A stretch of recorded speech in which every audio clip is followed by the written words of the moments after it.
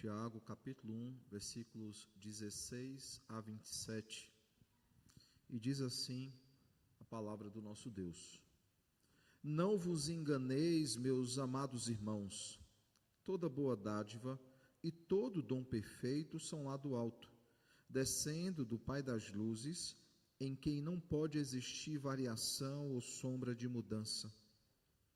Pois, segundo o seu querer, ele nos gerou pela palavra da verdade, para que fôssemos como que primícias das suas criaturas. Sabei estas coisas, meus amados irmãos. Todo homem, pois, seja pronto para ouvir, tardio para falar, tardio para se irar. Porque a ira do homem não produz a justiça de Deus. Portanto, despojando-vos de toda impureza e acúmulo de maldade, acolhei com mansidão a palavra em vós implantada, a qual é poderosa para salvar a vossa alma. Tornai-vos, pois, praticantes da palavra e não somente ouvintes, enganando-vos a vós mesmos, porque se alguém é ouvinte da palavra e não praticante, assemelha-se ao homem que contempla no espelho o seu rosto natural. Pois a si mesmo se contempla e se retira, e para logo se esquece de como era a sua aparência. Mas aquele que considera atentamente na lei perfeita, a lei da liberdade, nela persevera, não sendo ouvinte negligente, mas operoso praticante, esse será bem-aventurado no que realizar. Se alguém supõe ser religioso, deixando de refrear a língua, antes enganando o próprio coração, a sua religião é vã. A religião pura e sem mácula para o nosso Deus e Pai é esta: visitar os órfãos e as viúvas nas suas tribulações, e a si mesmo guardar-se incontaminado do mundo. Oremos ao Senhor. Santíssimo Deus, maravilhoso Pai, nós te damos graças, Deus, pela tua palavra, Pai, que acabamos de ler. Palavra essa que durante a leitura já falou aos nossos corações por meio da iluminação do Santo Espírito.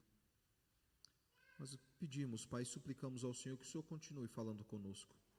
Que o mesmo doce Santo Espírito continue, Pai, nos dando discernimento, aclarando as nossas mentes, para que possamos, Senhor, entender a Tua palavra e guardá-la em nossos corações, para que não pequemos contra Ti. E que Cristo, o profeta da igreja, seja Ele, Pai, a nos admoestar, nos exortar e nos consolar. Seja Ele, Pai, a nos transformar cada vez mais conforme a Sua própria semelhança, sendo cada vez mais parecidos com Ele, e deixando cada vez mais, Senhor, de sermos parecidos com quem já fomos. Ajuda-nos, Pai, por meio da Tua palavra, Senhor, a sermos praticantes da Tua palavra. Ajuda-nos, Pai, a nos despojar do velho homem, nos revestir de um novo homem, Pai, que vive, Pai, em novidade de vida, para a honra e glória do Teu nome, Senhor. Por isso, não permita, Pai, que saiamos daqui da mesma forma como chegamos, que possamos, Senhor, sair daqui cada vez mais parecidos com Cristo, que é o nosso referencial, é o nosso modelo de vida cristã, o nosso modelo de santidade, Pai. É no nome de Jesus que nós te oramos e também te agradecemos. Amém. Irmãos, no domingo passado nós começamos então essa série, depois de 2 domingos tendo que postergar o início dela, por motivos variados, visitas de pastores que ocuparam o nosso púlpito, a minha família que adoeceu, e aí finalmente nós começamos. E nós já começamos tendo que concatenar sermões, porque normalmente, vocês perceberam, só o versículo 1, que é o versículo introdutório, ele já é um sermão, já dá para tirar muitas lições dele, e nós já juntamos 2 sermões em um. Hoje nós faremos a mesma coisa para dar tempo de terminarmos em junho. E olhamos então no domingo passado para o versículo de número 1 ao versículo de número 18, sim, 3 versículos que nós lemos essa noite, nós já olhamos no domingo passado, porque os textos eles estão extremamente interligados, Eu conversava com o reverendo Alexandre, como o Tiago ele vai e volta o tempo todo, Ele tem ele está indo e voltando, por exemplo, a gente conclui aqui, ele falando sobre a questão da língua, ele vai falar da língua lá na frente no capítulo 3, então ele vai constantemente, vai e volta, para deixar muito claro o que ele está tratando nessa epístola. E nós vimos então, irmãos, nesses 18 primeiros versos, nós vimos que a fé, ela cresce necessariamente, porque o tema foi uma fé em crescimento, a fé cresce necessariamente por meio de uma vida de contentamento, por meio de uma busca por sabedoria e por meio de uma vida de santidade ou de maturidade espiritual.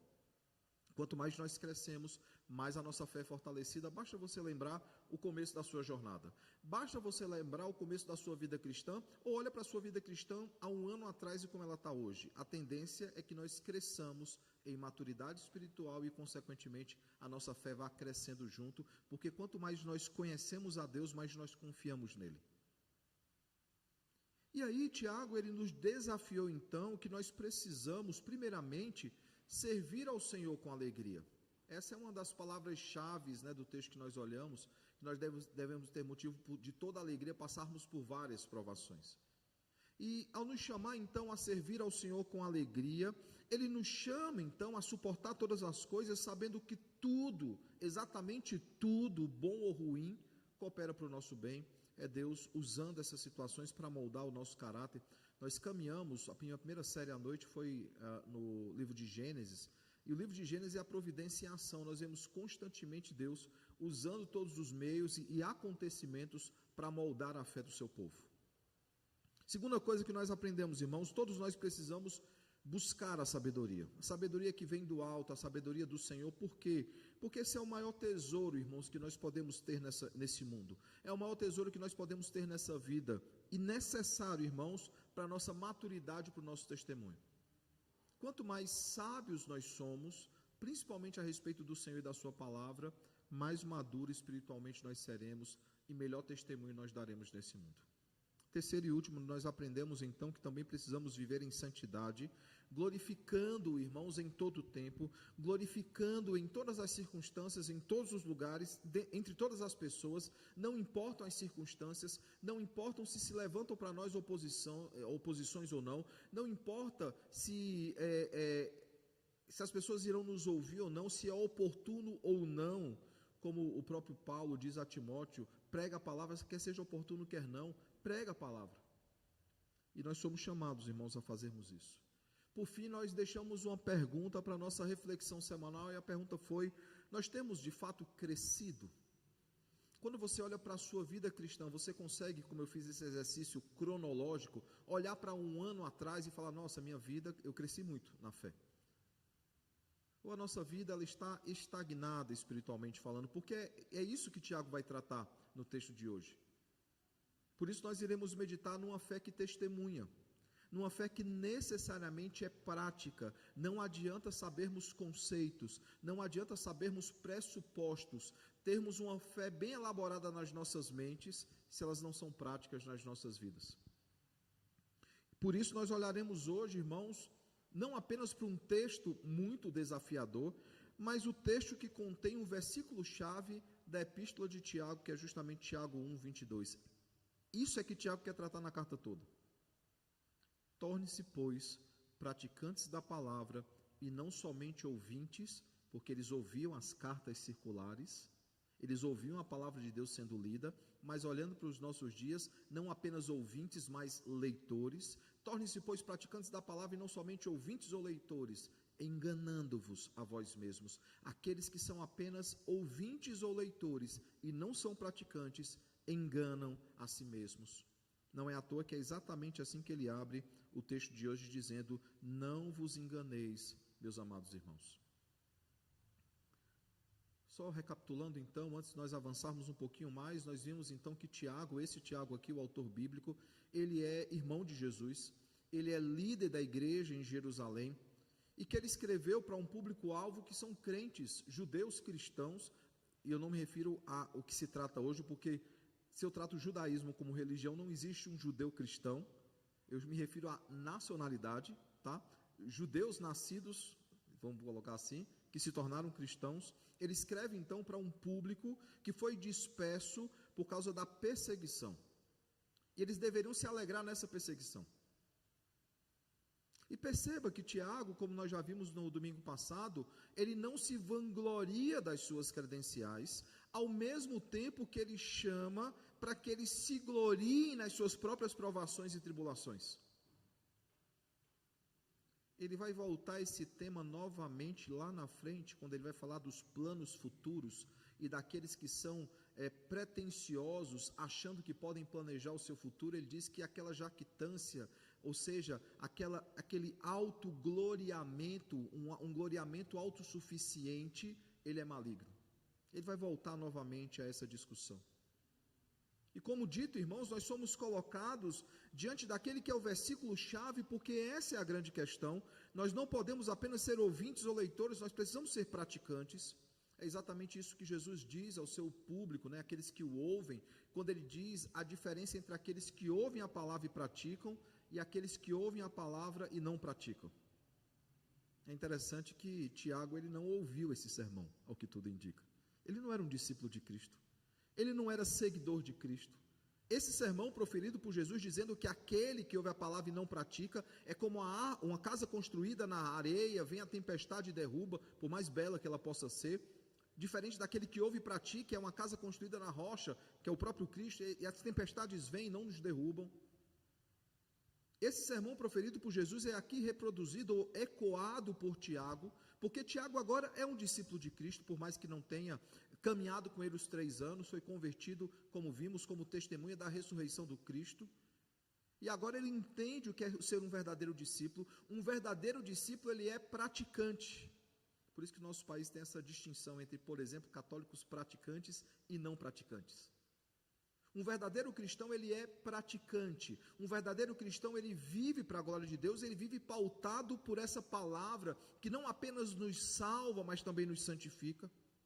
Logo, irmãos, não apenas esse trecho, mas toda a carta de Tiago, e nós aprendemos isso, é um chamado para que pratiquemos a palavra, é um chamado para que tenhamos uma fé não apenas que cresce, para uma fé não apenas que vai cada vez mais amadurecendo, mas uma fé que testemunha. Por isso o tema geral dessa série é uma fé operosa. A nossa fé precisa operar, ela precisa ser prática, ela precisa ser visível. E é importantíssima essa mensagem, porque nós vivemos uma geração que é marcada, irmãos, pela aparência. Nós vivemos uma geração preocupada com compartilhamentos, preocupada com likes, preocupada com engajamento, preocupada com algoritmo. Nós vivemos uma geração, irmãos, onde nunca foi tão fácil parecer aquilo que você não é. Seja por uma imagem que você cria de si que não é verdadeira, ou uma imagem que alguém cria sobre você que não é verdadeira, que nós conhecemos normalmente como assassinato de reputações. Essa é a geração que nós vivemos. É a geração da inteligência artificial. É a geração onde nós fazemos fotos de perfil com inteligência artificial. E não tem problema, vocês viram a foto no WhatsApp, eu fiz lá, porque é mais fácil. Eu fui gravar recentemente e falei assim, Rev, a sua foto está desatualizada. A gente pode atualizar na inteligência? Atualiza, meu irmão, já. Só com o microfone da Sandy, né, vocês viram, mas está lá a foto atualizada. Essa é a geração da gente, irmãos. Você bate uma foto com a sua câmera de celular hoje, com inteligência artificial já embutida no celular, ele passa o filtro e ele ajeita a imagem. Ele ajeita o clareamento, ele ajeita alguma coisa que ficou meio desfocado, ajeita tudo. Essa é a geração que nós vivemos. É a geração das redes sociais, onde muitas imagens são construídas e são cuidadosamente editadas. Nós temos hoje pessoas que gerenciam redes sociais. Tem um termozinho em inglês, eu não lembro agora. Qual é, Tiago, o termo? Social media, é isso aí mesmo. O social media, tem pessoa que ganha dinheiro tomando conta da sua rede social. Mas não é apenas nas redes sociais, na nossa vida pública, irmãos, isso também acontece. Na vida pública, discursos fabricados ou escritos pode esconder intenções, pode esconder motivações. E até no campo espiritual, irmãos, também existe esse perigo, o perigo de aparentar uma realidade que não corresponde àquilo que está nos nossos corações. Tiago vai chamar a estes que vivem apenas de aparência de meros ouvintes ou meros leitores, que enganam a si mesmos, porque não são praticantes, não praticam aquilo que eles discursam. A vida deles é diferente daquilo que eles vendem. Paulo chama a estes de sepulcro caiado. Jesus chamará a estes de hipócritas. Lembrem, Mateus 6, aqueles que oravam em público, mesmo o coração deles distante do Senhor, davam esmola em público, mesmo distantes do Senhor, faziam jejum e faziam questão de deixar isso público que estavam jejuando, eles viviam de aparência.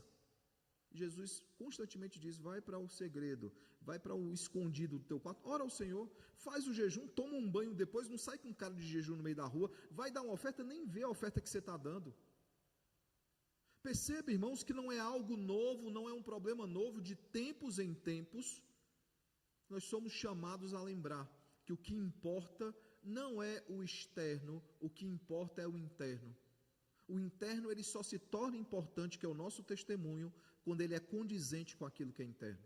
Aquilo que eu falo com a minha boca, precisa estar também no meu coração. Não é à toa que a Bíblia diz que a boca fala do que o coração está cheio. Voltando especificamente então ao texto, irmãos, Tiago, mais uma vez, já como já dito, está escrevendo para crentes que estão dispersos, enfrentando provações, privações, perseguições e oposições. Por quê? Porque eles se declararam discípulos de Cristo, e ser discípulo de Cristo naqueles dias era uma sentença de morte. Mas Tiago percebe que há um perigo silencioso adentrando, crescendo dentro da igreja, adentrando a igreja, e esse perigo era o auto-engano espiritual.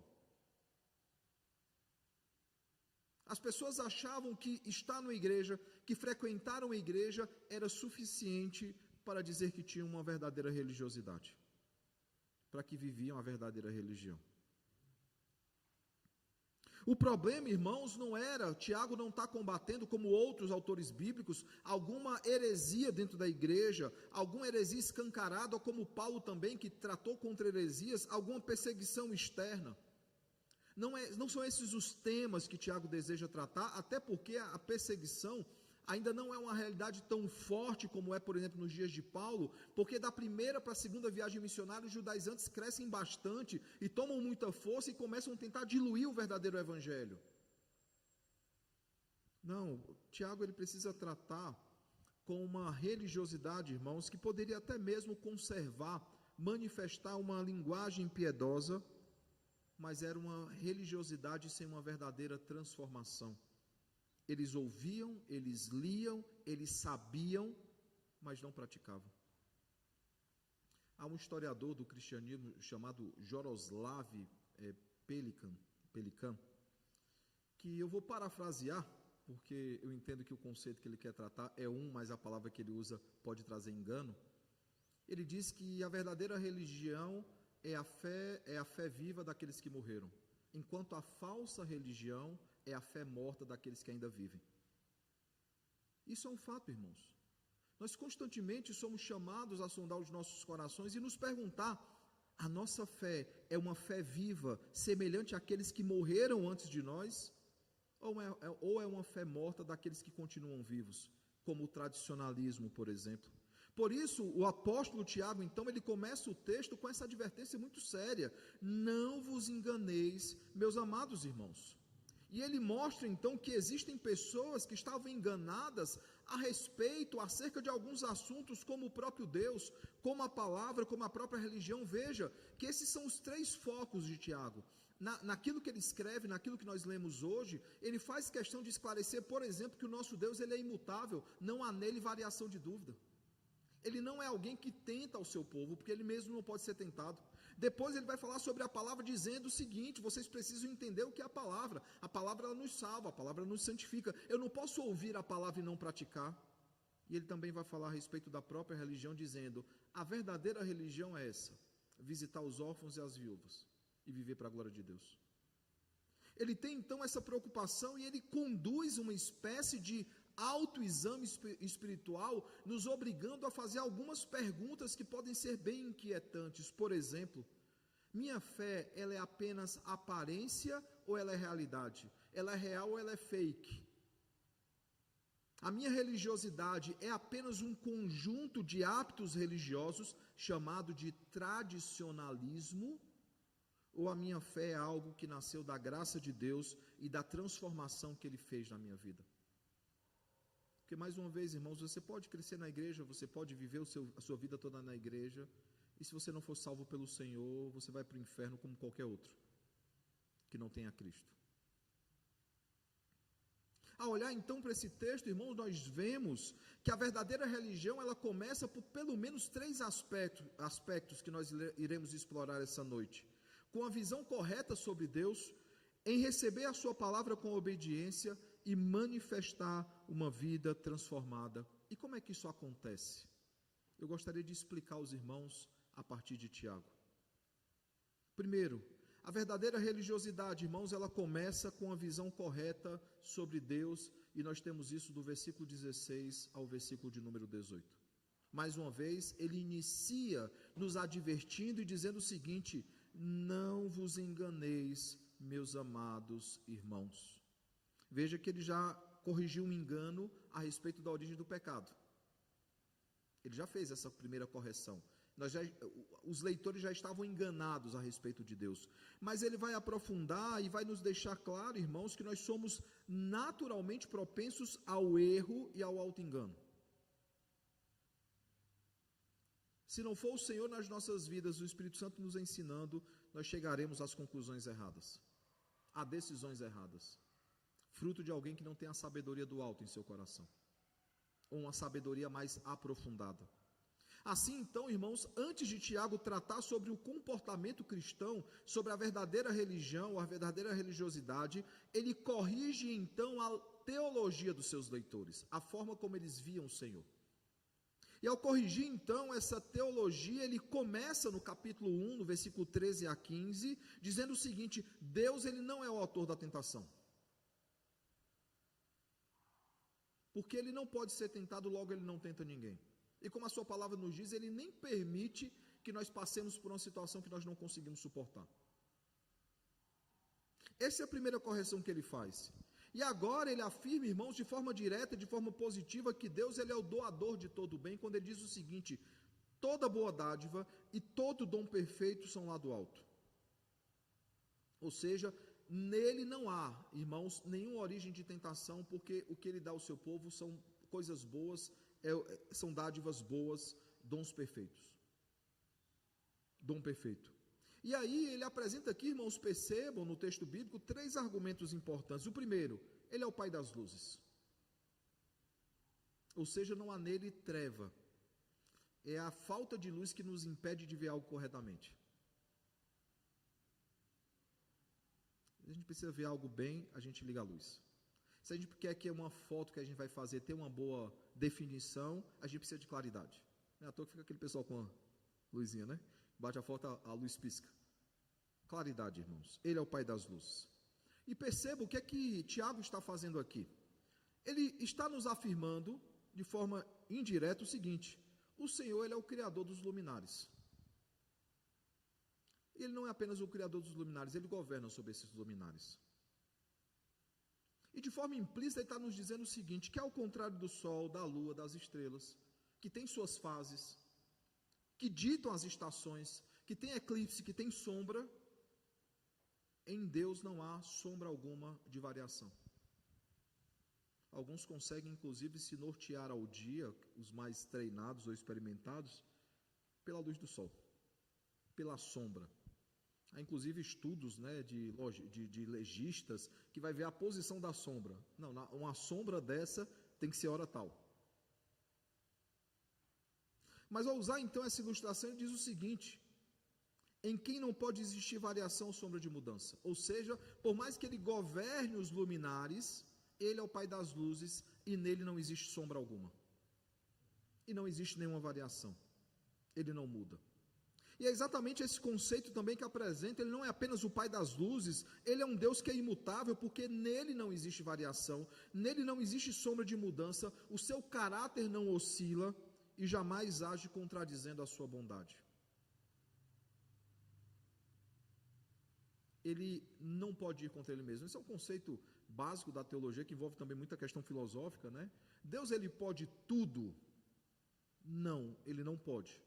Aí você fala assim: não, mas ele é o Todo-Poderoso, ele é aquele que pode todas as coisas, ele não pode fazer algo que vá de encontro à sua santidade, e nem fará. Volto a dizer, essa é uma discussão mais filosófica do que prática, porque Deus jamais fará algo contra a sua santidade, mas ele não pode mentir. Aí o ateu fala assim: pode fazer uma pedra que ele não pode carregar. Para que ele fazer essa pedra? E veja que o próprio Cristo ali no jardim, né, ali no deserto, quando ele é colocado, né, à prova ali por Satanás, há coisas que ele não faz porque não há necessidade e não há por que ir contra ele mesmo. Nele não há variação, nele não há mudança, ele não oscila. Não há um momento da história em que ele não foi o que ele já é. E não há nenhum momento que ele será outra coisa do que ele é agora. Ele sempre será. Ele foi, é e sempre será o mesmo Deus. Porque nele não existe variação nem sombra de mudança. E mais, o texto ainda aprofunda dizendo o seguinte: ele não apenas é o Pai das luzes, ele não é apenas aquele que é imutável, mas ele é o autor da regeneração. Veja o que é que diz o versículo 18: pois segundo o seu querer, ele nos gerou pela palavra da verdade, para que fôssemos como primícias das suas criaturas. Ele é o autor da regeneração. Uma nova vida, irmãos, e esse é o sentido de gerar de novo, né, ser regenerado. Uma nova vida não nasce na vontade humana. É o Senhor que nos regenera, como o texto diz. Ou seja, uma nova vida não nasce da ação humana, mas da ação soberana do Deus, mediante a sua palavra. E só nesse versículo, ele bate em dois problemas que são defendidos hoje: que o homem pode salvar a si mesmo, e que ele pode ser salvo sem a pregação da palavra de Deus, que é o chamado fator Melquisedeque.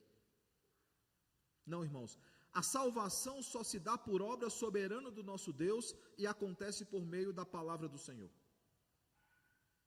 E quando ele usa aqui o termo primícias, irmãos, ele aponta para aquilo que é separado, aquilo que é consagrado ao Senhor. As primícias na colheita eram tiradas, eram usufruídas por aquele que plantou, e era a primeira leva, era o melhor da colheita, era aquilo que era tirado depois, porque ele estava sendo tirado no ponto certo. Você demorou mais um pouquinho, aquilo já está um pouco mais maduro do que deveria estar.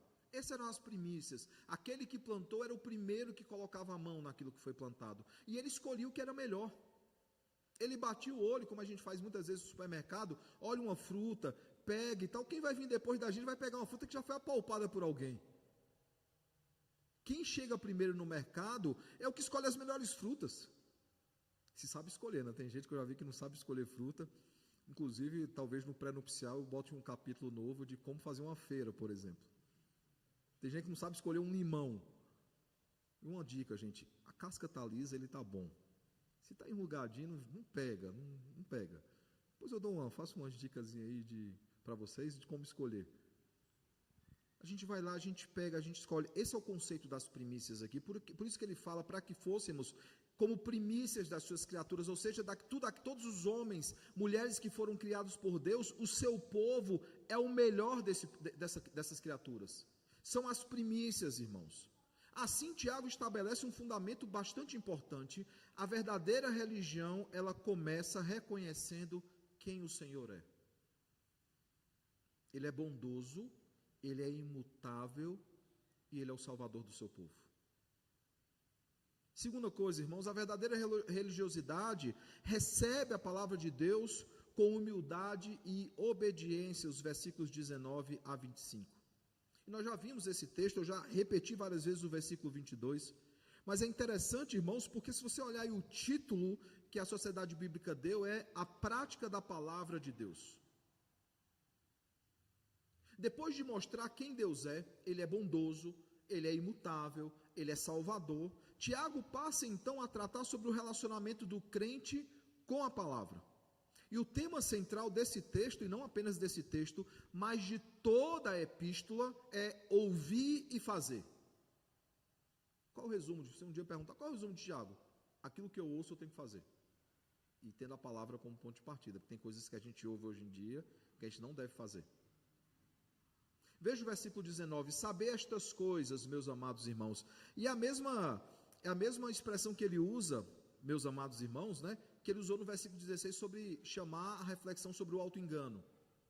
Saber estas coisas, meus amados irmãos, todo homem seja pronto para ouvir, tardio para falar, tardio para se irar, né? Como nós ouvimos muito na nossa infância. Nós temos 2 ouvidos e uma boca, né? A gente tem que ouvir mais e falar menos.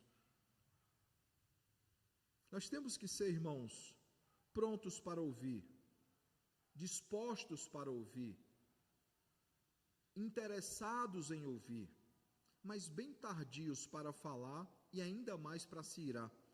E aí ele vai explicar por quê. Veja, exatamente começa com um porquê. Porque a ira do homem não produz a justiça de Deus. É interessante, irmãos, porque na teologia e nas escrituras, a ira de Deus anda de mão dadas com sua justiça. São pontos que caminham juntos, assim como a sua santidade. Mas nós, homens pecadores, e há possibilidade sim de irar e não pecar, porque Paulo nos diz isso, irai-vos e não pequeis. Mas dentro do contexto que ele está dizendo aqui, irmãos, ele está falando o seguinte: a ira do homem, ela não produz a justiça de Deus. Isso é um fato, irmãos. Por mais que nós tenhamos uma ira santa, ela não vai produzir justiça de Deus. Por mais que ela possa produzir justiça nesse mundo.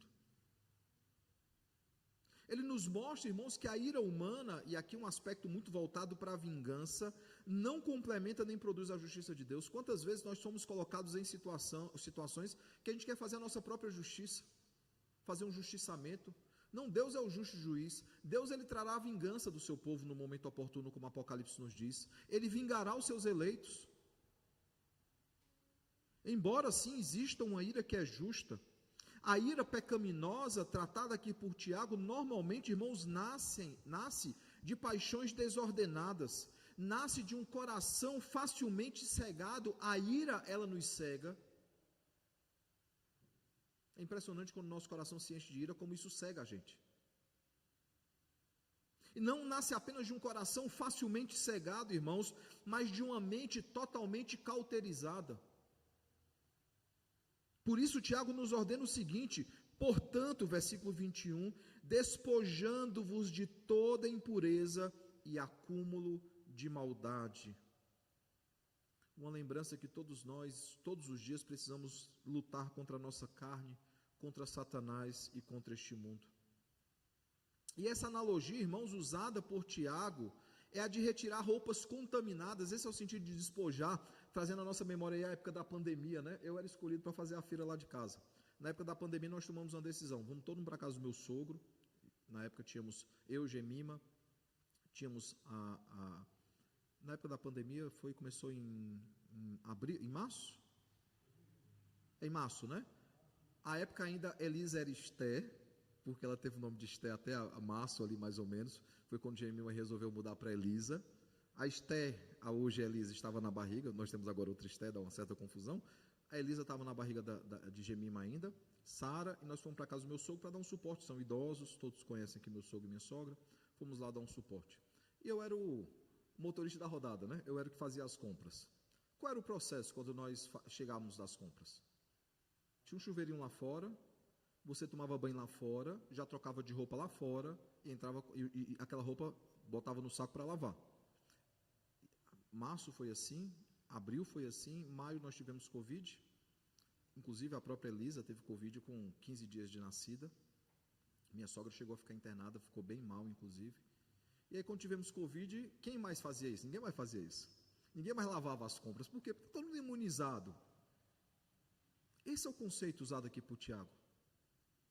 De pessoas que pegam essas vestes, que estão contaminadas, tiram essas vestes, se despojam dessas vestes para viver de forma santa em glória ao Senhor.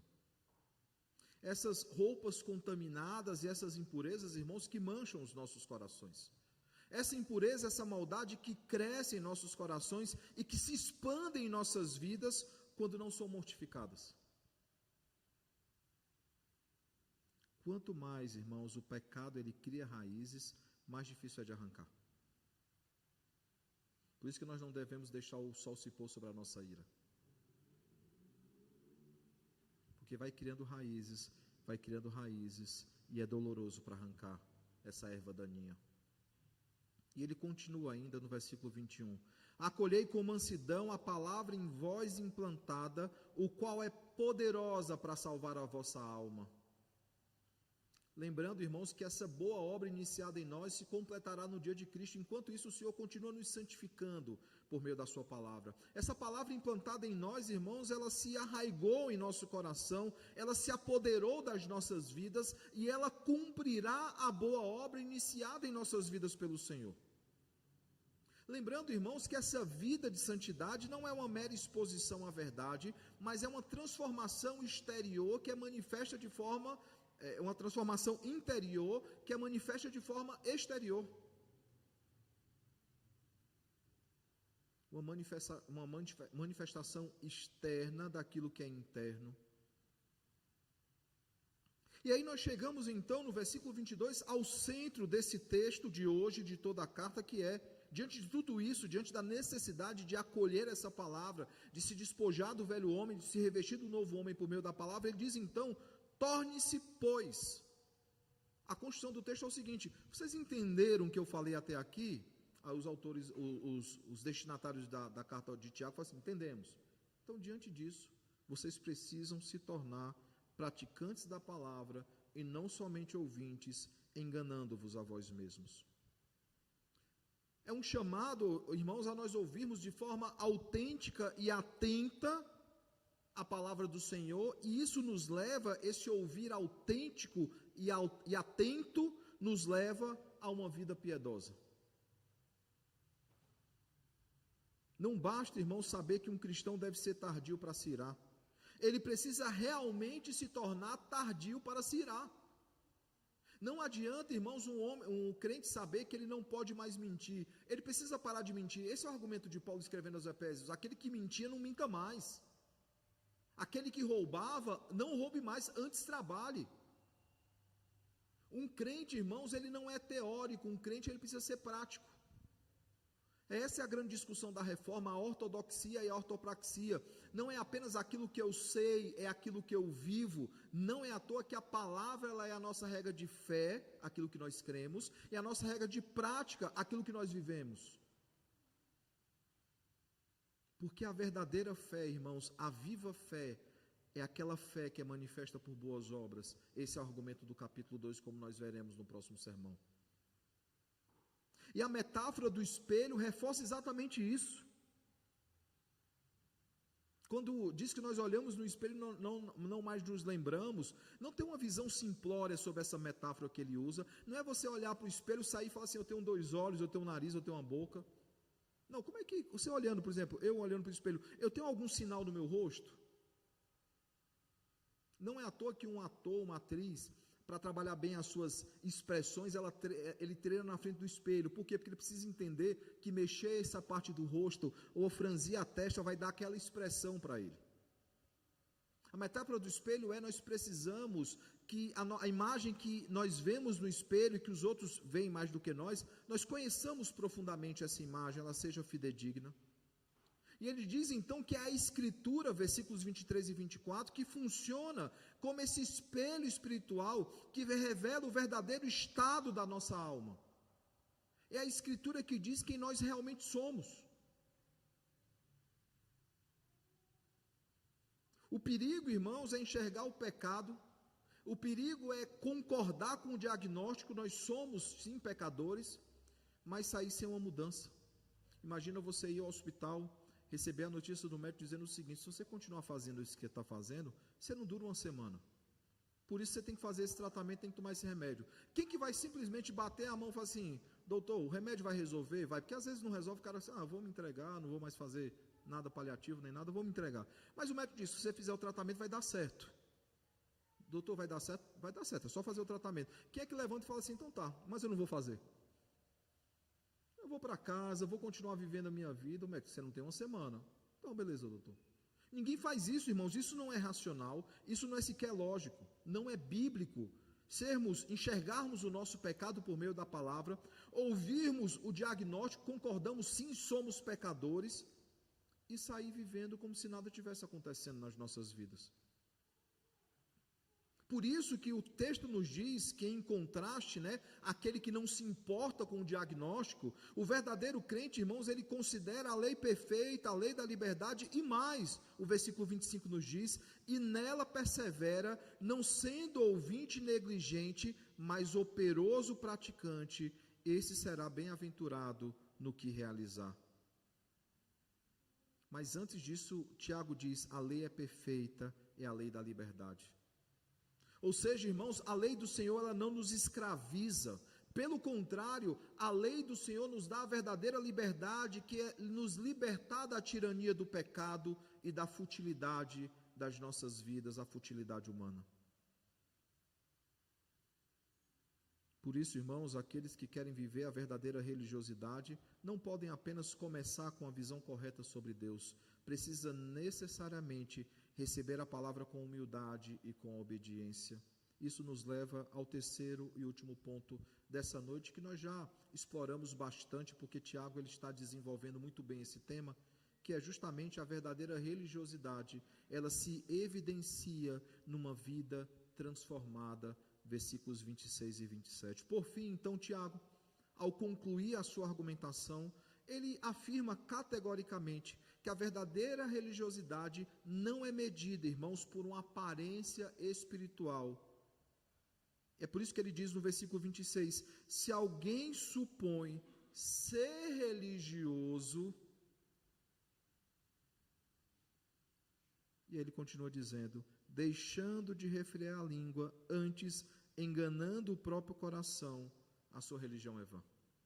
E refrear a língua ainda é dentro do argumento da questão da ira, da vingança, de falar, de ser rápido no falar e rápido no se irar. E ele apresenta então o terceiro auto-engano desse texto, que é achar que é piedoso, mas não tem frutos visíveis. Tanto que algumas pessoas, quando a gente passa a conviver com elas, a gente fala assim, nossa, esse cara, não tem como ele ser crente. Não bate. A embalagem é diferente do conteúdo. Aquilo que ele disse que ele não é. Eu já trabalhei, os irmãos sabem, eu trabalhei muito tempo na iniciativa pública e depois privada. E trabalhando na iniciativa pública, os irmãos sabem, eu trabalhei um tempo na Caixa e no TRE. E eu trabalhei com um rapaz que se dizia presbiteriano, miserável daquele. E era o pior funcionário que nós tínhamos no TRE. A ponto de eu chegar um momento para ele, chamar ele no canto e falar assim, fulano, não fala que é crente. Não diz que é presbiteriano, pelo amor de Deus, você está dando um mau testemunho absurdo aqui. Fala que é outra coisa, mas não fala que é crente. Porque o verdadeiro crente, irmãos, ele vive a verdadeira religiosidade. E aí, Tiago, para ilustrar melhor, para que a gente fique, porque é uma carta muito prática, Tiago é muito prático e a carta é muito prática, Tiago ele oferece então 3 marcas da religião que é aprovada por Deus. Como é que um crente deve viver? A primeira coisa que ele diz é o seguinte, isso nós veremos principalmente no capítulo 3, no versículo 1 ao 12, mas no 26 ele já inicia dizendo o seguinte, deixando de refrear a língua, antes enganando o próprio coração, a sua religião é vã. Como é que um crente ele tem uma religião verdadeira? Refreando a língua, dominando a própria língua. Tiago no capítulo 3 vai dizer que a língua é tão pequena e se vangloria de tantas coisas, é como uma fagulha no meio da floresta que taca fogo na floresta toda. Chegarmos no capítulo 3, eu tenho inclusive um relato da minha vida sobre situações de fogo, para vocês verem como é muito rápido que um fogo se alastra. Por que nós devemos refrear as nossas línguas, irmãos? Porque o coração revela, a boca revela o nosso coração. Palavras descontroladas tornam a religião vã, totalmente vazia e inútil. Normalmente, aquele que não dá bom testemunho do seu cristianismo vai ouvir no final de alguma discussão o seguinte, e é porque é crente. Mas não apenas isso, irmãos, a verdadeira religião não é marcada apenas pelo domínio da língua, ela é marcada também por uma misericórdia que é prática, por atos de misericórdia, por exemplo, visitar os órfãos e as viúvas. Como é solitário a vida das viúvas e como é solitária a vida dos órfãos? Sempre falta alguém na vida dessas pessoas, sim ou não? São as que mais precisam de visitas. Elas precisam de pessoas que as visitam para mostrar que elas se importam com ela. Que elas ainda são importantes. Que elas não ficarão descuidadas. Porque a verdadeira religião é cuidar exatamente desde o Antigo Testamento nós aprendemos sobre isso. Porque os órfãos e as viúvas são a melhor representação nas Escrituras daqueles que são vulneráveis e estão desamparados. não há quem olhe por eles. Cuidar deles, então, irmãos, reflete o próprio caráter de Deus, que sempre, irmãos, demonstrou compaixão pelos necessitados. Sempre. Claro, Tiago não está oferecendo aqui, irmãos, uma lista completa de deveres cristãos, mas ele nos traz um teste espiritual. E esse teste é: a fé verdadeira, ela serve a Deus e ela serve também ao próximo. Por isso que o resumo dos 10 mandamentos são quais? Amar a Deus sobre todas as coisas e ao próximo como a ti mesmo. Logo, irmãos, o verdadeiro crente, ele tem a marca do domínio da língua e dos atos de misericórdia. Não é à toa que essa é uma das coisas prescritas para o dia do Senhor. Mas também o verdadeiro crente, irmãos, ele tem uma santidade pessoal. Veja o que é que o texto conclui, o versículo 27, dizendo: e a si mesmo guarda-se incontaminado do mundo. E aqui é um alerta, irmãos, para um cristianismo mundano ou secularizado. Um cristianismo que é pautado pelas regras desse mundo. Um cristianismo, irmãos, que busca ser igual ao mundo. Muitas igrejas aí se moldando a este mundo para se tornarem então aprazíveis, para se tornarem então desejáveis por esse mundo. Irmãos, se a igreja parece com o mundo, por que o mundo virá para a igreja? O mundo eles têm lá fora.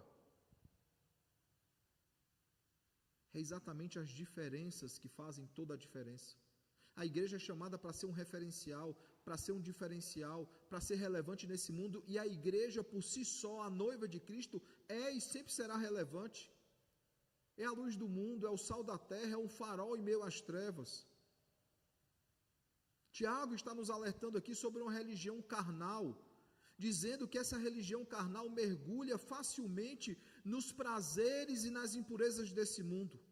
Mas o verdadeiro crente, irmãos, ele busca pureza pela graça de Deus, sabendo que a palavra de Deus, ela nos purifica e ela nos molda e nos transforma cada vez mais parecidos com Cristo. É isso que é dito em Efésios 4.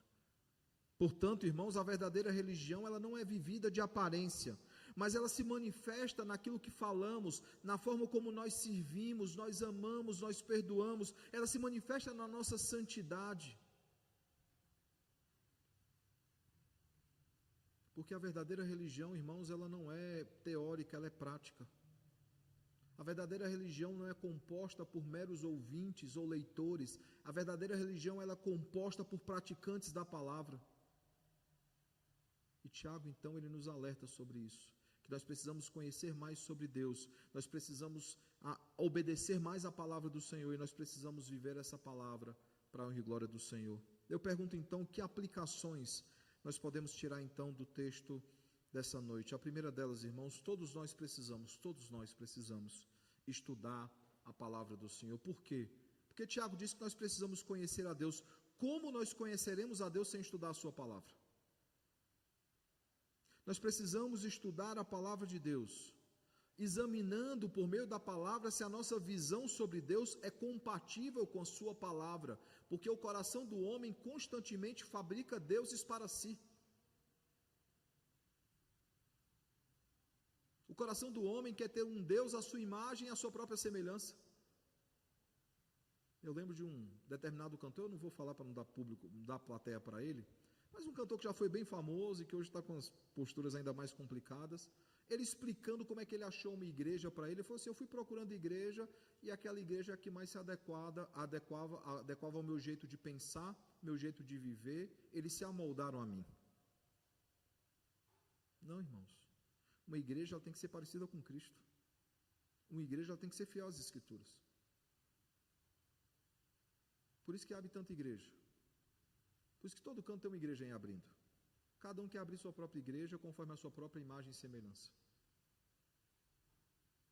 Nós precisamos, irmãos, estudar a palavra, examinando se a nossa visão sobre Deus é compatível com as Escrituras. Segundo, nós precisamos obedecer a palavra de Deus. Essa palavra que é a nossa a nossa regra de fé e prática. Essa palavra, irmãos, que precisa se tornar um espelho, e como espelho nos mostra a nossa feiura, o quanto nós somos feios, e o quanto nós precisamos da graça de Deus, e como nós precisamos nos arrepender dos nossos pecados. De tempo em tempo, irmãos, nós somos chamados a comparecer diante da palavra, diante desse espelho e nos perguntar: como é que está a minha aparência? Como é que eu tenho vivido a verdadeira religiosidade?